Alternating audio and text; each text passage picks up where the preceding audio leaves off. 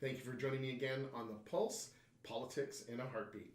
So last week we talked about Putin and Trump and their summit and kind of that ridiculous moment, the whole thing was a ridiculous moment, where Trump basically seemed subservient to Putin throughout the event, praising him, saying great things, never once backing up our country, never once asking him to be responsible for the meddling or whatever you want to call it in our election. In fact, once again, he reiterated that he had talked to him and he said he didn't do it, because we know in any crime you go to the criminal ends. Did you do it? No, I didn't do it. Okay, we believe you, right? This is what we're dealing with as a country. So the next thing I wanted to talk about is Trump and him wanting to revoke the security clearances of those that criticize him. This is extremely alarming. Someone who criticizes the president is now basically considered someone who doesn't deserve to know what's going on. So all of a sudden, then what will happen is we will have just a bunch of yes men and people who agree with Trump and no one to tell him or speak truth to power, right? And I don't know about you, but personally, being president means you're above the fray, means you just take it, it goes on your back, you deal with it. You deal with the criticism because you are the top dog, right? Not this guy, poor thin-skinned little Trump, has to get his orange hair in a dander and go out and threaten to take away the security clearances of people simply because they disagree with him. We often talk about in this country, people say, oh, it's like, we're turning into Nazi Germany. He may not be Hitler yet, but I will tell you that is something that a fascist would do, is silence your critics. We should all be alarmed by that. Next thing I want to talk about is the FISA warrants. The information on those FISA warrants came out regarding Carter Page, and it was clear that when they went to the judge the first time, that the Justice Department made it clear that the part of the information that they're using was brought to them by a political campaign. It was in there. If you look at the warrants, you can go online and look at them yourself. It's in there.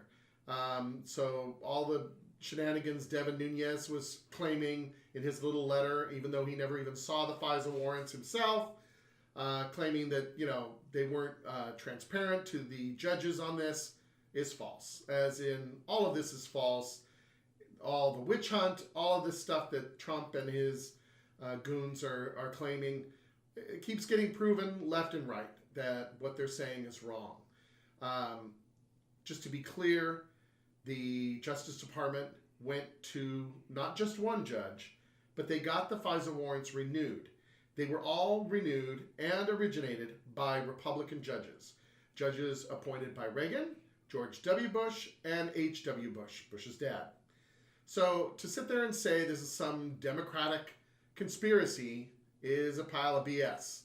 And it's all in there, it's all clear, and anybody can go in and look at it. So if you have had your doubts and you wonder, wow, maybe Trump is right, go look for yourself, and you'll see that it is not true. The next thing I want to talk about is Trump and his new summit with Putin. As if the last one wasn't a big enough mistake. So I really don't understand the purpose of this. He recently just saw him. What more is he going to give away? I mean, he was ready to send our ambassador to Russia to get interrogated by Putin. He called it a very generous offer. Yeah, I guess if you're Russian. I just really am dumbfounded by every move this president makes. Now, the only thing that Putin's never gotten is access to the Oval Office. I'm sure now he'll have that, and who knows if they have another private meeting, he'll probably give him a teddy bear, and Trump will probably set that up in the corner, and he'll be able to spy on every meeting. I don't know, I'm just making that up. But let's just face it. Trump doesn't know what's going on. He does not know how to handle this guy. This guy is a former KGB agent, and Trump is a failed businessman. I mean, you talk about being outmatched. This guy's outmatched every day by Democrats. I honestly, it spins my head to think that he's going against a KGB agent. Then the next thing I want to talk about, and Trump often brings this up, the 3 million illegals that supposedly voted in the election. He had a commission that he put forth that never found anything, and it was disbanded. No evidence of these 3 million illegal votes. And the idea that he is trying to say that our elections are fraudulent is dangerous. They are not fraudulent. There are no fraudulent voters out there. Maybe there's a few here and there. They catch them every year. You know, we've got to realize there was a time when, the Republicans were blaming Acorn, even after Acorn had disbanded, saying that Acorn registered people for elections that were ineligible. Just so you understand how that process works, you can put Mickey Mouse on there. And sometimes they do, because they will put names on there because they get paid by how many names they put forward. So it doesn't matter what names they even put. They all get checked. They all get double checked through a system to verify that those people are real. So whenever we're worried that all these people are getting access to voting for president, governor, what have you, it's all false. Probably the worst thing that happens is dead people voting.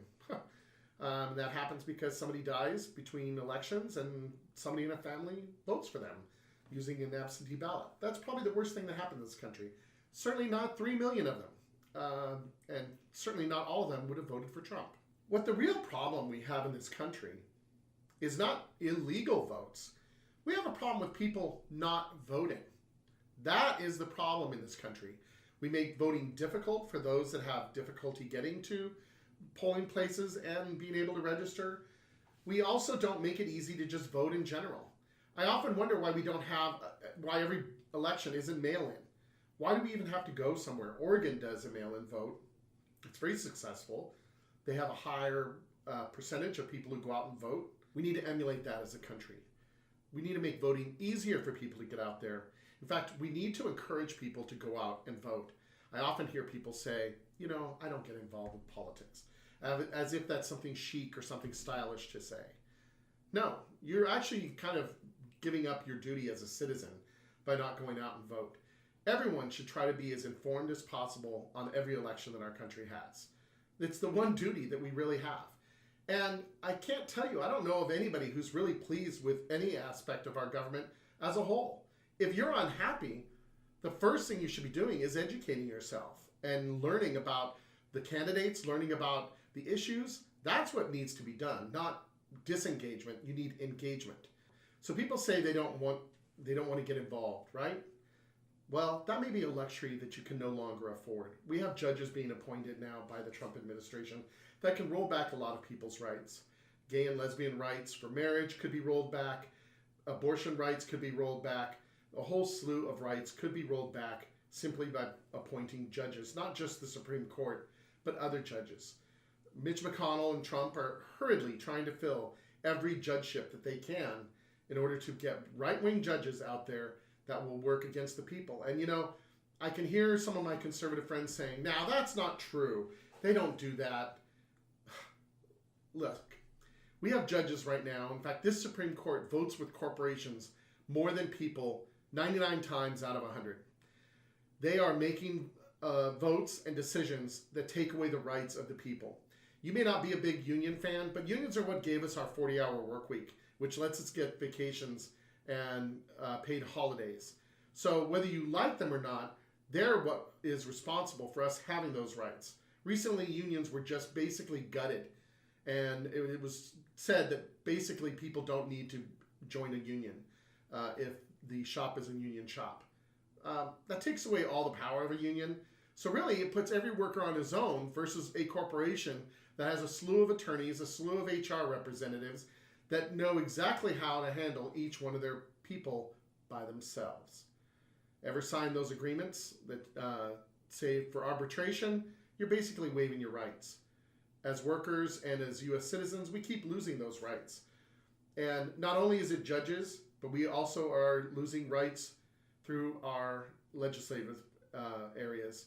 In Congress, we have representative after representative coming in as Republican and voting for laws that don't help the average person.